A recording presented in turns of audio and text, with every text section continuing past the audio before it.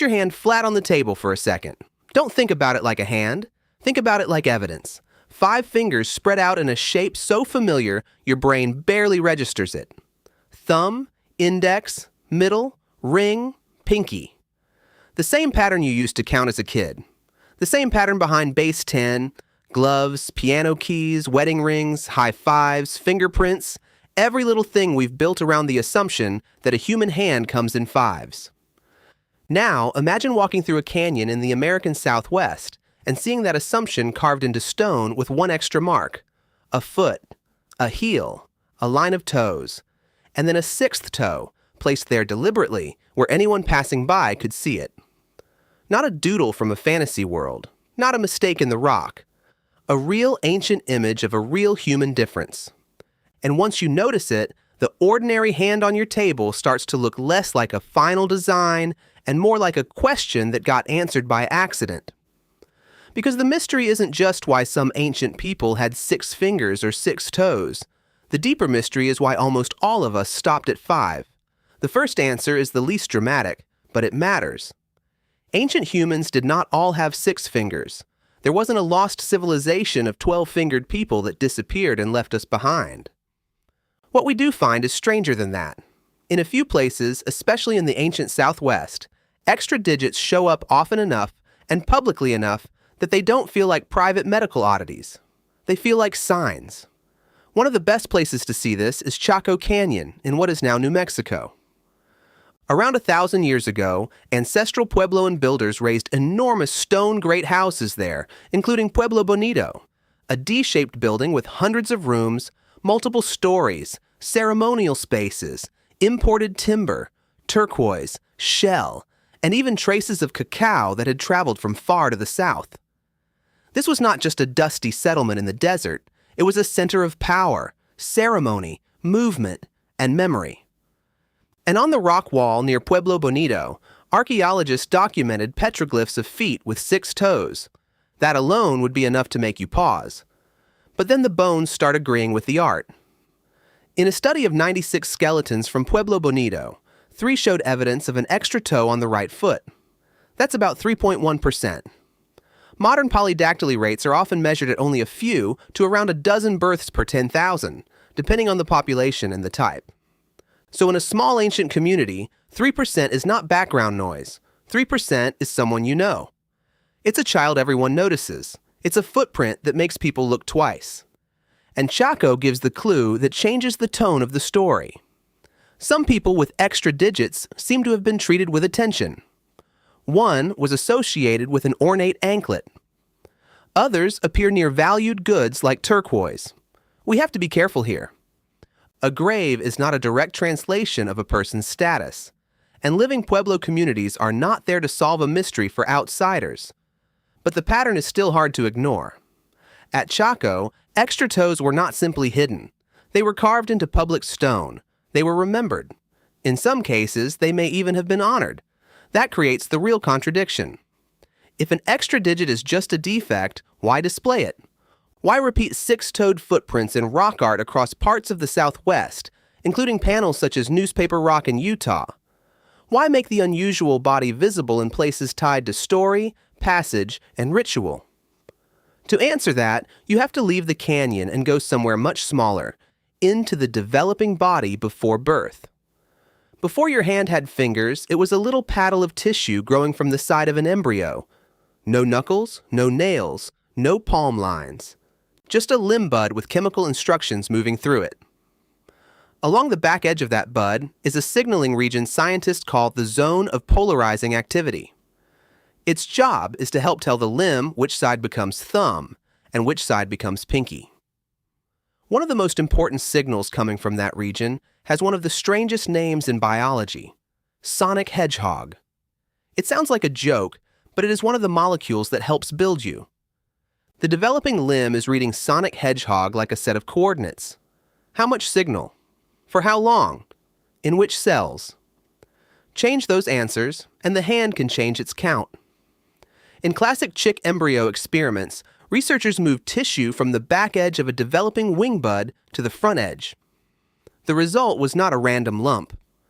The wing began forming mirror image extra digits, as if the body had been given a second set of directions. Later work showed sonic hedgehog was central to that patterning signal. This is the eerie part. A sixth finger is not an alien add-on. It is not the body inventing a brand new organ from nowhere. It is the digit-making program being replayed, extended, or mirrored. Sometimes the extra digit is just a small piece of soft tissue beside the pinky. Sometimes it contains bone.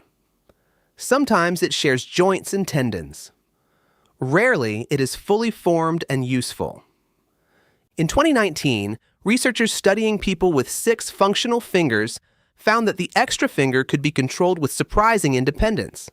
The brain had mapped it. The muscles worked with it. The person did not simply have excess material. They had an additional tool. So now the question gets sharper. If the body can make more than 5 and sometimes control more than 5, why is 5 so stubborn? Why does it feel like the natural number? For that, you have to go much farther back than Chaco. Back before Pueblo Bonito, before agriculture, before Homo sapiens, before mammals, before reptiles, before footprints on dry land. Go back roughly 365 million years to the Devonian world, when vertebrates were beginning the long experiment of turning fins into limbs. And here, the fossil record does something almost rude. It refuses to make 5 the original plan. Acanthostega, one of the famous early limbed vertebrates from Greenland, had 8 digits on each hand. Ichthyostega had 7 digits on its hind limbs. Tulerpiton had 6.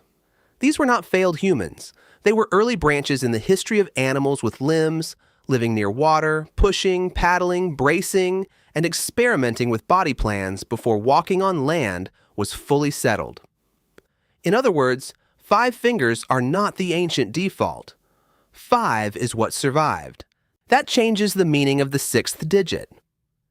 A 6-fingered person is not a throwback to a secret race of ancient people. But the possibility of a 6th digit reveals that our body plan was once part of a wider range. Evolution narrowed it, development stabilized it, and eventually, most land vertebrates inherited a 5-digit frame, or modified it from there. Horses reduced digits. Birds transformed them. Amphibians and reptiles bent the pattern in their own ways. But underneath all of it is the same old problem: how to turn a growing limb bud into repeated parts. Evolution does not redesign from a blank sheet. It edits a living draft. Once an embryo has a reliable way to make a hand, big changes become dangerous. Add a digit in the wrong place, and you might not get a better grip. You might get fused bones, weak joints, pain, or a hand that functions worse. So the 5-part structure becomes sticky. Not because 5 is perfect, because it is good enough, and because every later change has to pass through the narrow gate of development. That's why polydactyly is so fascinating. It is both common and constrained. It appears again and again in humans and other animals, but usually at the edges, near the thumb or near the pinky, near the big toe or the little toe. The old machinery still has give in it, but not unlimited freedom. Your hand is flexible inside an ancient frame. Now come back to Chaco Canyon and imagine a child born there with 6 toes on 1 foot. In a modern hospital, the conversation might move quickly to x-rays, surgery, function, shoes, whether to remove it, whether to leave it. But in an ancient ceremonial center, the same visible difference could carry a completely different meaning. It might connect to family, ancestry, ritual power, or social identity. And because some forms of polydactyly can run in families, the trait may have appeared across generations. That possibility matters at Pueblo Bonito, where other research has found evidence for elite descent through a maternal line in some high-status burials. That does not prove every 6-toed person belonged to one powerful family. Archaeology almost never gives us answers that clean. But it opens a possibility. An extra toe could be biology, inheritance, and symbol all at once. A genetic variation could become a social marker. A body difference could become a remembered sign. A footprint could say, this person belongs to a line people recognize. This is why the title question is a trap. Why did ancient humans have 6 fingers? It sounds like it should have one answer. It doesn't. Some ancient people had extra digits because embryos sometimes build extra digits. Some communities noticed that difference and may have given it special meaning. And far below both of those answers is the evolutionary truth that digits themselves were never destined to stop at 5. The first-limbed animals tried more. Our ancestors inherited the version that endured. Then, culture wrapped that inheritance in certainty.